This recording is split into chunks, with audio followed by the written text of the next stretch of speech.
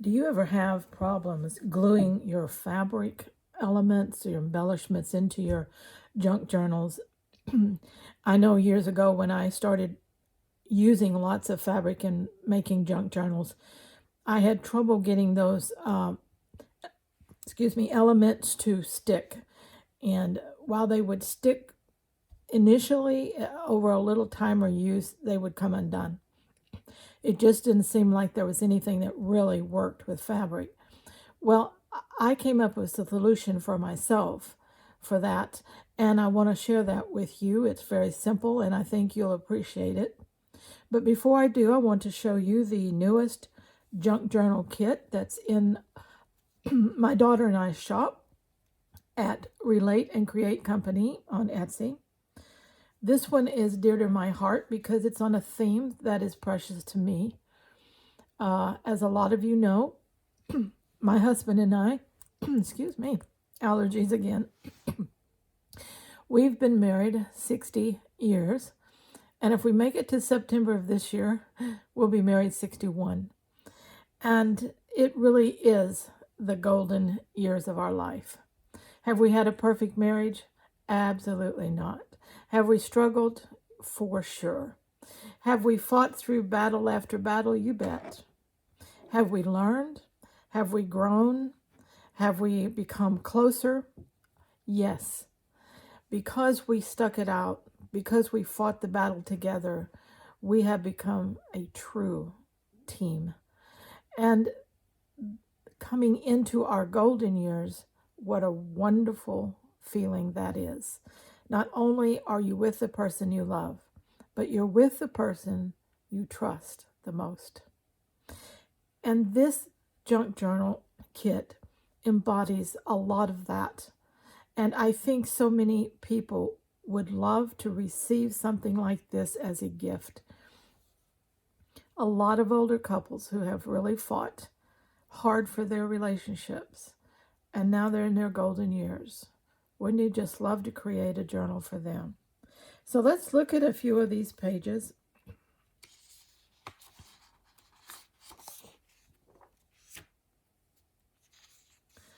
I like this side by side through every season, every storm, and every sunrise. Beautiful sentiment. We didn't just grow old together, we grew into each other. That is an absolute statement. You stay together long enough. You work together as one. You become a team. You become part of each other. You can almost hear the other person's thoughts. You know what that person loves, what they hate. You know what they want, what their goals are, where they're going, what type of decisions they're going to make. You truly grow into each other.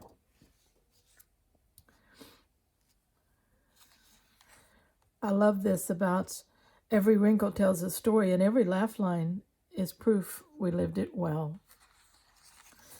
If you come out of a 60-year marriage happy, you lived it well.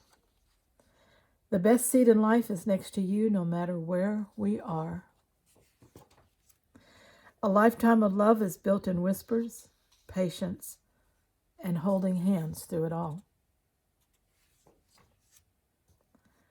Our love has outlasted trends, storms, and time itself. The magic of young love is sweet, but the depth of old love is unbreakable. We may move a little slower, but our love still dances.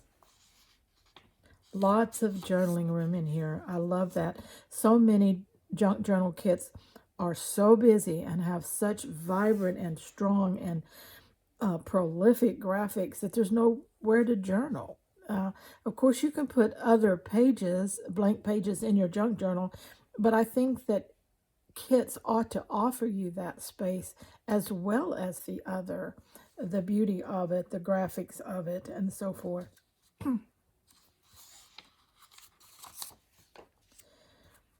Nice big tags. Those really make a statement when you get them ready for your junk journal. envelopes, circles here, banners, more pockets, more tags. Just a beautiful, beautiful junk journal kit. The golden years.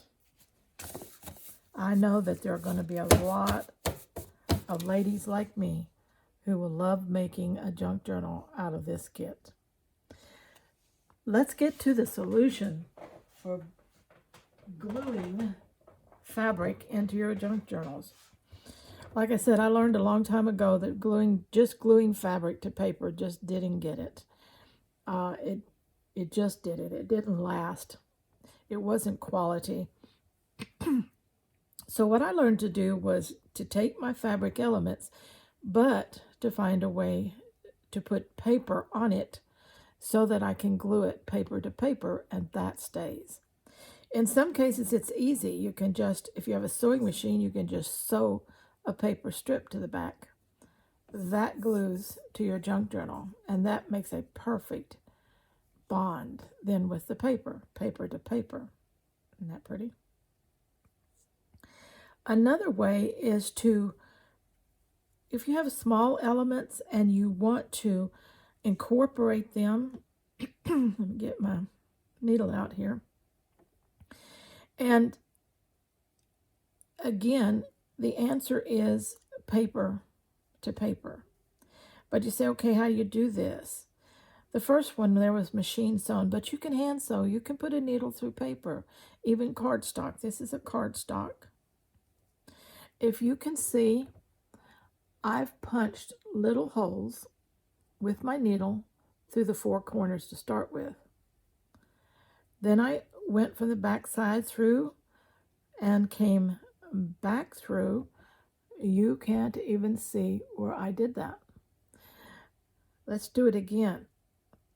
Let's go across and come out. Then on this side, use a thread that blends with your element. Take a very tiny little stitch right next to where you went down, and then come back through. Okay? It will not show hardly at all. Let's go to the next one. And I pre-poke those holes because it just makes it easy. I have to do a lot of poking through paper. But when I come through this side, I do. So look at where my stitch is. Set a tiny stitch next to it. Come right up through that paper. See how easy that is to come through there? Really nice. And again.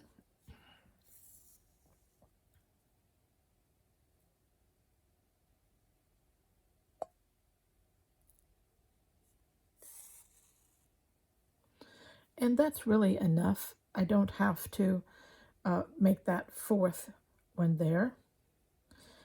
But what I am going to do is come right outside of it, catch a little bit of that fabric. Now, I made my elements on batting.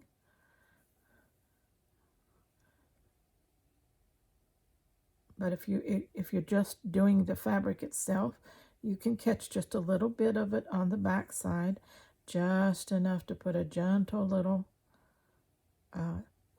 tie in there, little knot. Remember, you go through your loop twice from the same direction and then pull it tight. Makes a little knot.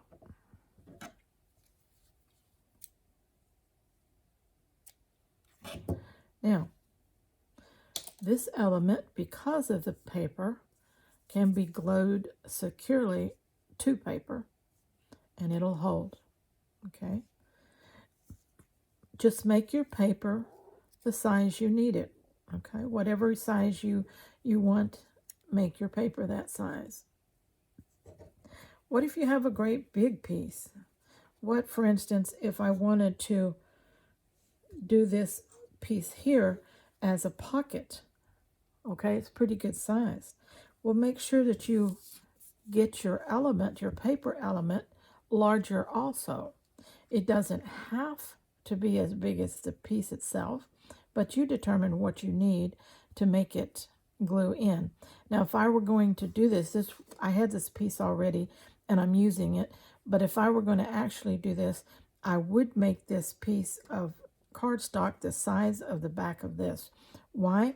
Because if I'm going to use this as a pocket, I'm only going to glue 3 sides, the 2 sides in the bottom.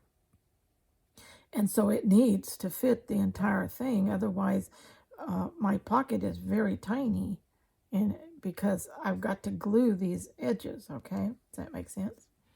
Now, if you have a piece where you want your stitching to show on the front, I poked the holes very close together. And then when I stitched, the stitching could show nicely on the front. But if I just want to tack it so that I'm just using it as a gluing agent, then 3 down each side and 1 in the bottom middle would be good. And then I could glue down those, and this whole thing then would glue securely to a junk journal page, and that would be a beautiful pocket.